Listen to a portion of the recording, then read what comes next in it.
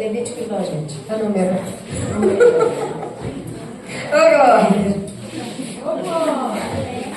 Quero agradecer a Deus, né, por mais uma oportunidade de estar aqui compartilhando com os irmãos a palavra do Senhor.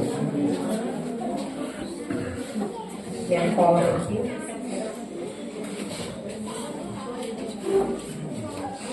Números 27, capítulo 1. Aleluia, estarei lendo. Amém? Aproximaram-se as filhas de Zelofeade, filho de Efe, neto de Gileade, bisneto de Maqui, trineto de Manassés, pertencia aos clãs de Manassés, filho de José. Os nomes das suas filhas eram Macla, Noa, Ocla, Milca e Tirza. Elas se prostraram à entrada da tenda do encontro diante de Moisés e do sacerdote Eliezer, dos líderes e de toda a comunidade, e disseram: nosso pai morreu no deserto. Ele não estava entre os seguidores de Corá, que se ajuntaram contra o Senhor, mas morreu por causa do seu próprio pecado e não deixou filhos. Por que o nome do nosso pai deveria desaparecer de seu clã, por não ter tido um filho? Dê-me a propriedade entre os parentes de nosso pai. Moisés levou o caso perante ao Senhor. Você não pode se sentar.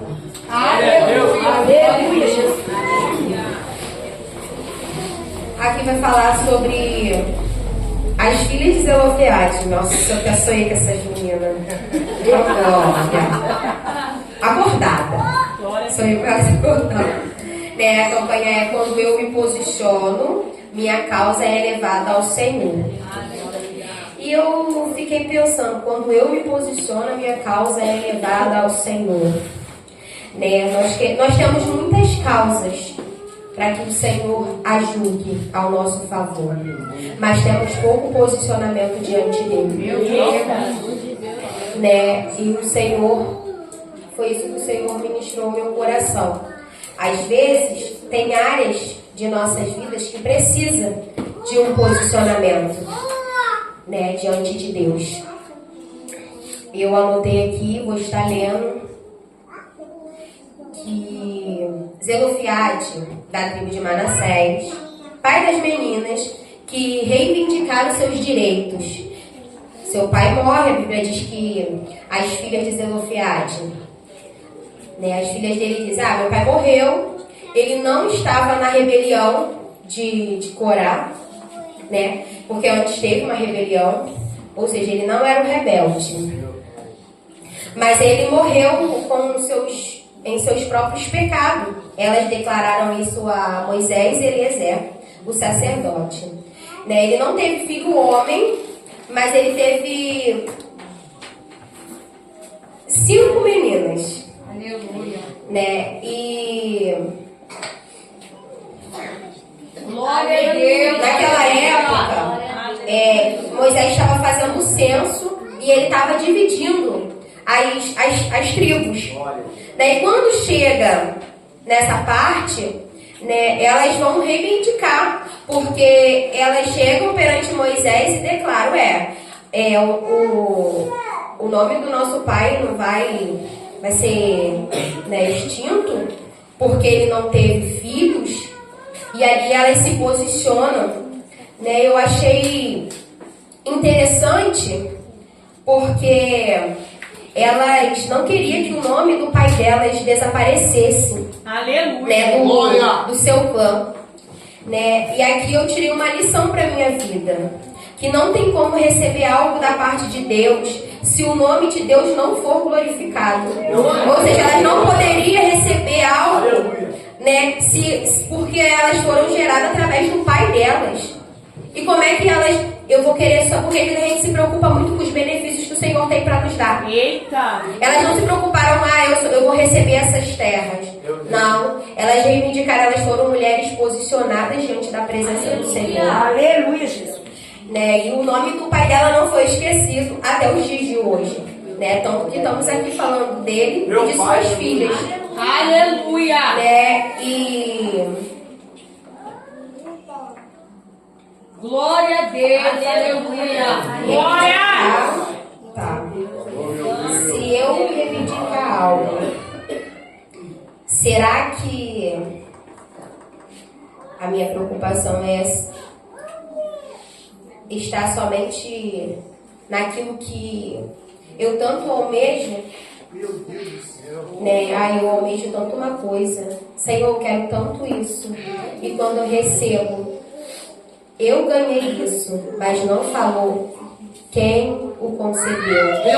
Né? E elas vão pedir, aí vão pedir as propriedades de seus pais. E uma coisa também que me chamou a atenção quando eu estava lendo é que elas tinham comunhão uma com as outras. Glória a Deus. Não tinha distinção entre elas. Né? Aleluia, Jesus. Comunhão. Então elas vão levar a causa aos. Então aí elas levam a Moisés leva a causa delas ao Senhor. Ou seja, não é Moisés que julga a causa dela, mas é o próprio Deus que julga. Né? E aí eu fiquei pensando. Né, se nós fôssemos levar as nossas causas ao Senhor, qual seria a resposta que Ele teria para cada um de nós? Será que estamos preparados para a resposta que o Senhor tem para nos dar? Porque às vezes pedimos muito, mas não estamos prontos para receber, né, a resposta do Senhor. Queremos muito um sim de Deus, mas não estamos dispostos a se posicionar para como Ele quer. Às vezes Ele só quer saber o tamanho da nossa perseverança. E aí eu lembrei da mulher cananeia. Ela tinha uma causa em casa, muito importante. Ela vai até Jesus. E quando ela chega até ele, ela grita: Senhor, filho de Davi, tem misericórdia de mim. E a resposta que ela tem de Jesus é: eu não fui enviado senão as ovelhas perdidas da casa de meu pai. Mas ela me ensina que não é na primeira, como a irmã falou aqui, não é na primeira intercessão. Só que ela vai fazer o quê? Ela vai adorar o Senhor. Aí ele diz: não é certo tirar o pão dos filhos e lançá-los aos cachorrinhos. Olha a resposta, mas ela diz assim: sim, Senhor, até os cachorrinhos comem das migalhas que caem da mesa dos seus senhores.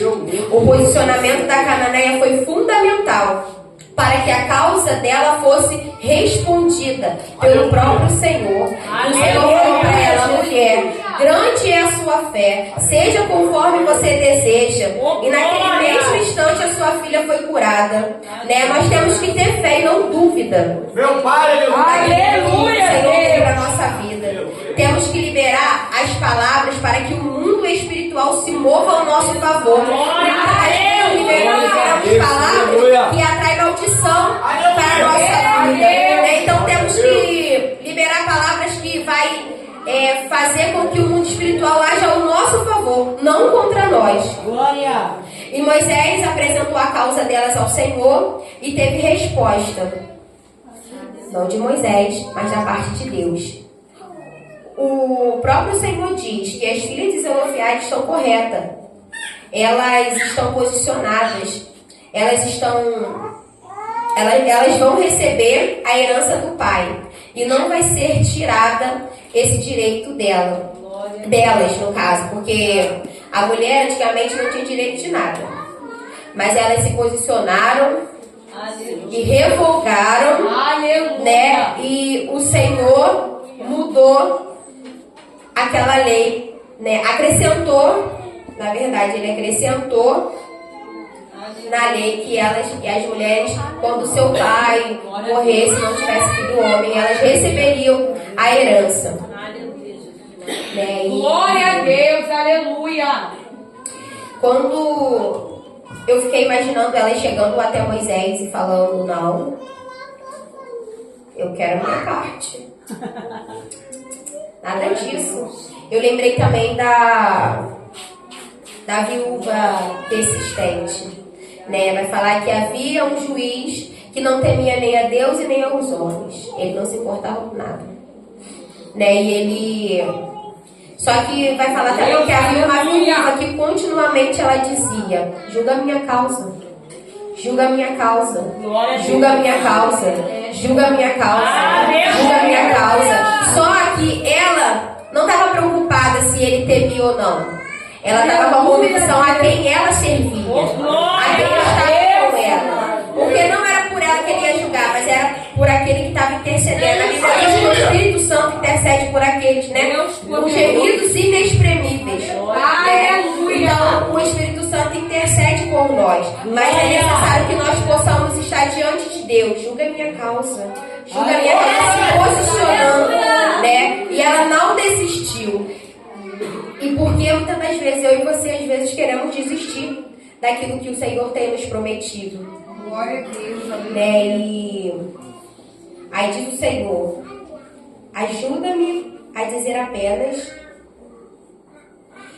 o que é verdadeiro, nobre, correto, puro, amável, de boa fama, excelente, digno e digno de louvor, né? O que é importuno para o inimigo, para Deus é digno de louvor. Glória a Deus, aleluia. E quando nós nos Glória a Deus, posicionamos como aquelas mulheres, abrimos oportunidades para que outras mulheres também recebam da parte do Senhor. Glória a Deus. E a causa delas foi levada aos céus.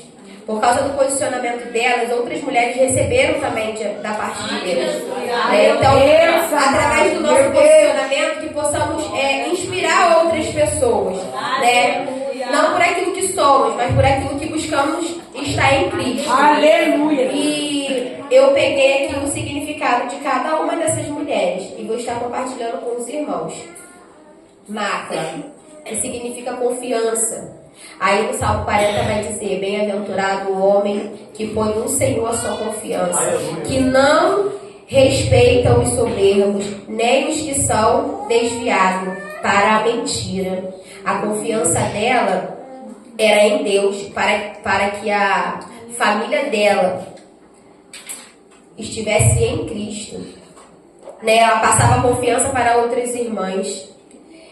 Noa significa aquela que não se detém, que ninguém pode deter. Né? E Salmo 1 diz: bem-aventurado o homem que não anda segundo o conselho dos ímpios, nem se detém no caminho dos pecadores, nem se assenta na roda dos escarnecedores.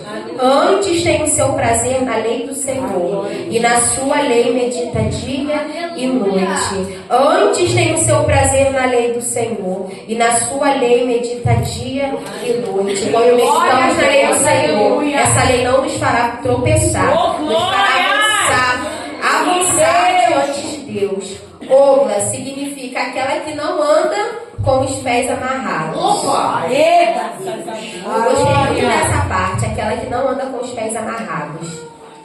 Né? Pés fala de caminho. Na nossa caminhada, o que tem travado os nossos pés? Meu Deus!